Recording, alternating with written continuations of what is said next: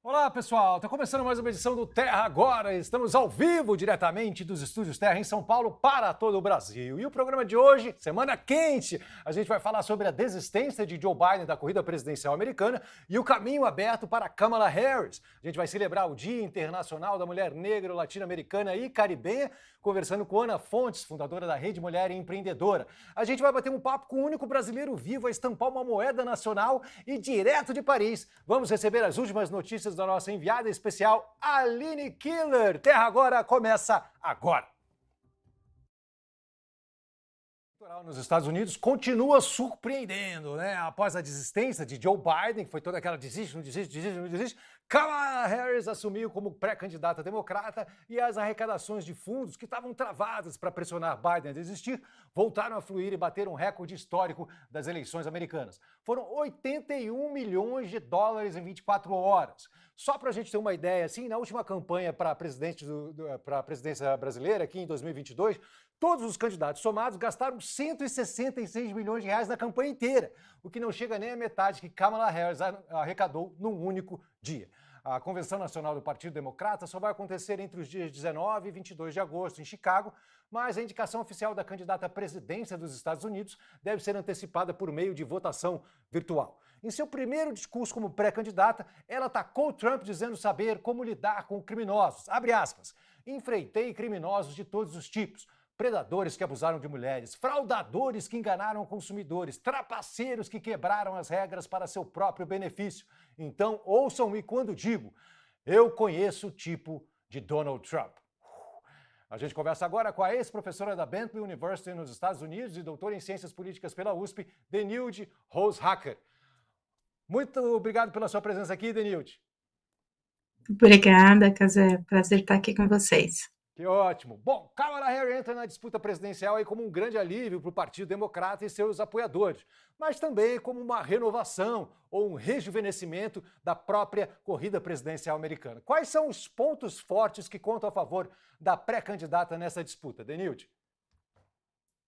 Bom, ela primeiro conseguiu fazer aí, como você mesmo colocou, um desafio importante que foi ganhar credibilidade dentro do partido, assumir a liderança do partido, né? Essa era uma dúvida, se teria ou não concorrentes a ela, lá em poucas horas já se mobilizou a campanha dela, os aliados dela se mobilizaram e ela conseguiu não só o número muito acima de delegados que vão apoiá-la na convenção, como também mobilizou a base, né, e trouxe aí uma nova energia para a campanha democrata. Então, Kamala entra neste momento com uma forte ascensão, né, e um espírito muito positivo, contraste com o que a gente via na campanha do Biden. Agora ela tem vários desafios, né? Um deles é conseguir romper com um eleitor que tem muita desconfiança em ter uma mulher na presidência, e uma mulher negra, né, filha de imigrantes, então esse é um outro desafio que ela vai ter.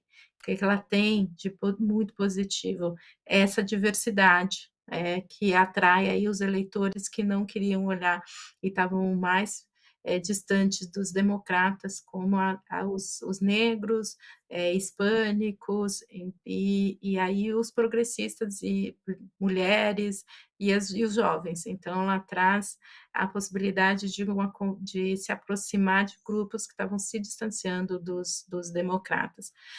O outro ponto é que ela vem dos... Desculpa, só terminando o Não, outro eu, ponto, eu, que ela eu vem ia do seguir, sistema mas de fica à justiça. vontade. Fica à vontade. Desculpa, quer dizer, só terminando, ela vem do sistema de justiça, foi procuradora-geral, então ela consegue fazer esse embate direto com o Trump, e um embate que o Trump não queria fazer, que é trazer a questão de todos os problemas que ele tem na justiça e a condenação que ele já teve. Então ela muda, de certa forma, aí, algumas das temáticas da campanha, além de ser uma novidade que vai gerar aí um olhar maior da imprensa, né, então ela traz um holofote diferente para a campanha nesse momento. Certo. Do ponto de vista de herança política, né? Quais são as heranças que Kamala recebe do governo Biden, que ela participou também como vice-presidente, né? Você prefere começar pelas heranças positivas ou pelas negativas, Denilde? Economia, inflação, saúde, emprego, guerras. Ela tem várias heranças negativas, né. Primeiro ela vai ter que defender o governo, Biden, então todo o governo, e é um governo que tem aí uma popularidade muito baixa, então que também afeta a popularidade dela. Então, economia, custo de vida, que é a grande preocupação do eleitor, a discussão sobre as fronteiras, a imigração, neste caso ela vai ser questionada pessoalmente, já vem sendo pela campanha Trump, porque ela era a responsável, né, ou pelo menos a que estava à frente das negociações com os países da América Central, então a imigração é um ponto muito, muito negativo para ela. Então, e toda a discussão sobre o espírito, né, que hoje se tem nos Estados Unidos, de que a vida piorou com o governo Biden, que as pessoas não só estão mais pobres, mas elas também sofrem mais insegurança, e não veem perspectivas. Então, as agendas delas negativas vão muito nessa linha, que tem sido explorada já pelo Trump. Você já cantou a bola na primeira resposta que você deu, mas seria legal a gente dar uma aprofundada assim. Qual é o peso que o racismo e a misoginia podem ter na hora do povo americano decidir quem vai ser o presidente a partir de 2026? 25, né? Bastante alta, viu? É um dos pontos que torna aí frágil, não só para ela, mas para qualquer outra mulher.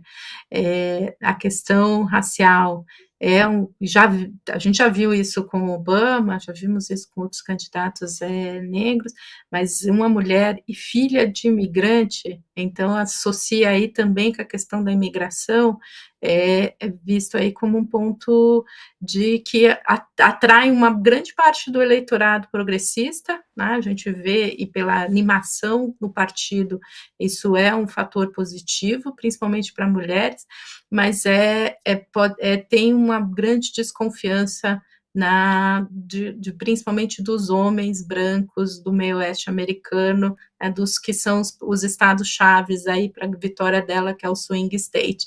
Então, a base religiosa também conservadora tem feito aí muitas colocações.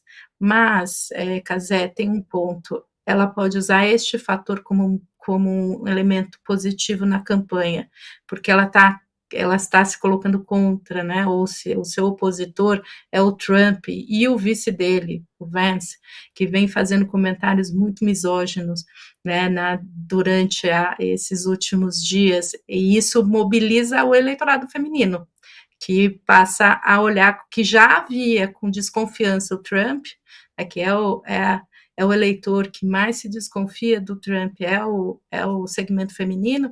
Então, com essas posições e com a forma como eles vêm atacando a Kamala por ser mulher e também por não ter filhos, então tem vários elementos aí que eles têm colocado, põe as mulheres como mais favoráveis a ela, que é a maioria do eleitorado. Então pode, ao mesmo tempo que é negativo e tem sido usado, ela também pode mobilizar eleitores e ganhar aí em um segmento bastante importante. Como você mesma falou, ela é filha de imigrantes, né? A mãe é indiana e o pai é jamaicano. Assim. A questão da imigração é uma questão central, né, na campanha americana. E você mesmo falou que ela também já estava negociando, ela que estava negociando com os países aqui da América Central. Então. Como é que você acha que ela vai se posicionar? Porque muitas vezes a pessoa se posiciona de um jeito no governo e em campanha se posiciona de uma maneira diferente. Como é que você acha que a posição dela vai ser durante a campanha? Vai seguir a mesma linha que ela estava seguindo no governo? Olha, tudo indica que sim, viu, Casé? Ela tem tido uma coerência muito grande em termos de política. A questão migratória, ela vem de um estado que é a Califórnia, né? Então, a questão migratória sempre foi aí um ponto que já presente. Quando senadora, ela fez uma proposta e ela tem uma visão da migração para os Estados Unidos que se difere muito da visão do Trump e de muitos dos democratas, porque ela olha de uma perspectiva muito mais sistêmica para entender o que faz com que essas levas de imigrantes cheguem aos Estados Unidos, e por isso que ela estava negociando com os países da América Central. Então, entender as raízes do problema, então ela já teve propostas nessa linha, não acredito que ela vai alterar, e ela tem que defender a posição do próprio governo Biden, né, de que as ações que estavam sendo tomadas são ações importantes. Bem do histórico de ativismo em direitos humanos, então muito dessa história vai estar presente na discussão que ela tem.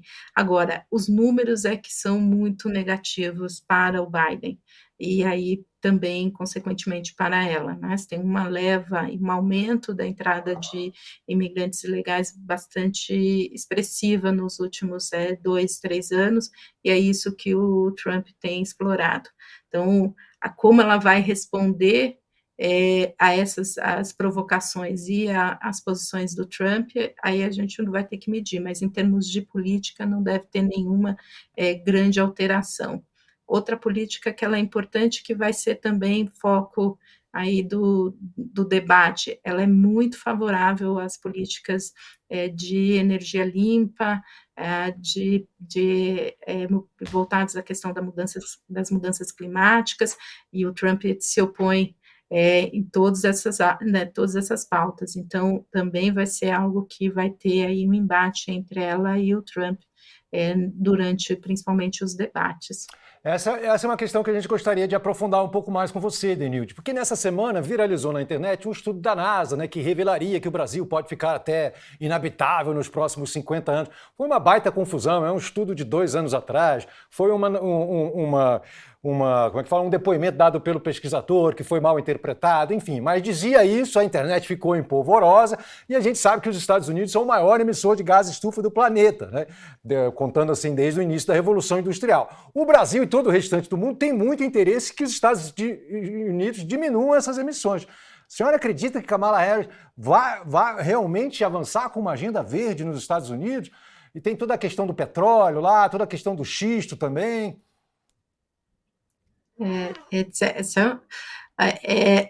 Entre a vontade, aí como você me falou, né, entre a vontade política e a campanha e a capacidade de implementar, sempre tem grandes diferenças. Ela é uma defensora dessa pauta, e desde que no processo, assim, quando ela era senadora. Então ela deve trazer essa pauta. É uma pauta que o governo Biden também avançou, mas são muitos lobbies dentro dos Estados Unidos, o lobby do petróleo, mas também lobby de setores da mineração, de carvão. Então, você tem aí uma série de lobbies que acabam entrando num jogo que é o jogo que passa pelo Congresso. Então, como no Brasil, vai depender muito do qual vai ser o tamanho, né? Se ela é eleita, qual o tamanho do peso democrata para que essas pautas também avancem. Se tiver uma maioria republicana, a gente vai ter o que o Biden tem tido agora, um bloqueio em muitas dessas propostas em função da dificuldade de conseguir o apoio do Congresso. Nossa conversa está muito boa, Denilde, mas infelizmente estamos chegando ao fim. Mas antes da gente acabar, a gente gostaria de saber o que a gente pode esperar da campanha de Donald Trump a partir de agora. Quais vão ser os pontos de ataque contra a Kamala?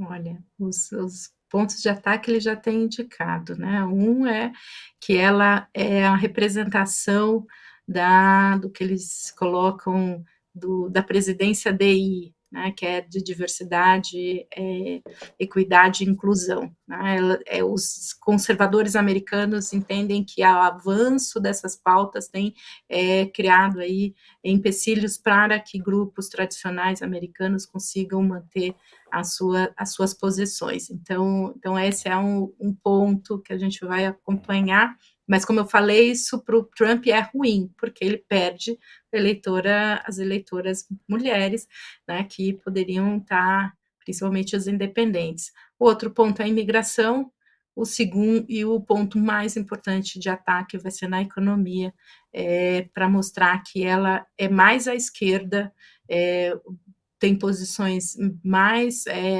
intervencionistas do que o Biden, e isso levaria aí o país para uma situação econômica ainda mais complicada. Então, esses são pontos que ele vai tentar explorar. Ela, por outro lado, vai trazer a questão do aborto, vai trazer a questão das condenações do Trump e a questão da democracia, o quanto uma eleição do Trump pode levar o país para uma nova crise democrática. Denilde Rosehacker, muito obrigado pela sua participação aqui, muito obrigado pelo seu tempo e por ter jogado luz sobre todas essas questões da corrida presidencial americana. Eu que agradeço. Boa tarde. Boa tarde, querido.